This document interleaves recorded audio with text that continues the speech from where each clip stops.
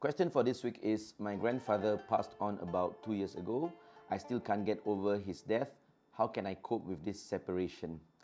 Let it be known that death is inevitable. In short, our interaction with our beloved ones, it will come to an end in this world that we live in. Either we die or they die. Now, the Prophet ﷺ, in the final days of his life, called upon Saidatina Fatimah. And then in that conversation, he whispered two times to her ears.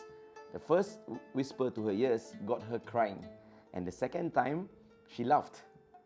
When Saidatina Fatimah was asked eventually by Saidatina Aisha, what was the reason for the tears and eventually the laughter?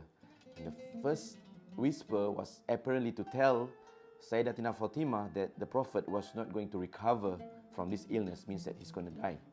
And the second whisper that made her laugh out loud was the fact that she was told that she will be the first amongst the family members of the Prophet ﷺ who will join him in paradise. So this tells us, the Prophet is trying to teach us the inevitable nature of death. That whoever you love will be separated from you through death.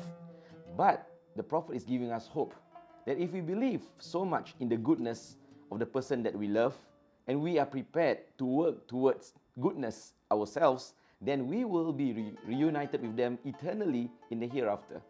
We should know that there are 4 outcomes that happen in the hereafter between us and our loved ones.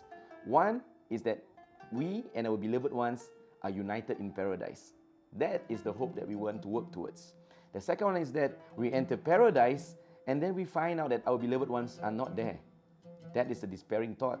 Worse is when they enter paradise and they find out that we are not there ourselves.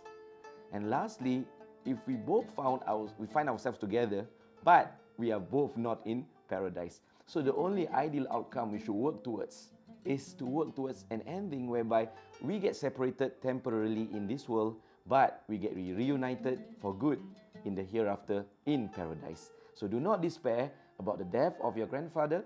I believe that he is a good person, he has done a lot of good things. Continue doing the good things that he has done on this earth, and then inshallah in the hereafter you will be reunited with your grandfather in the hereafter as well in paradise.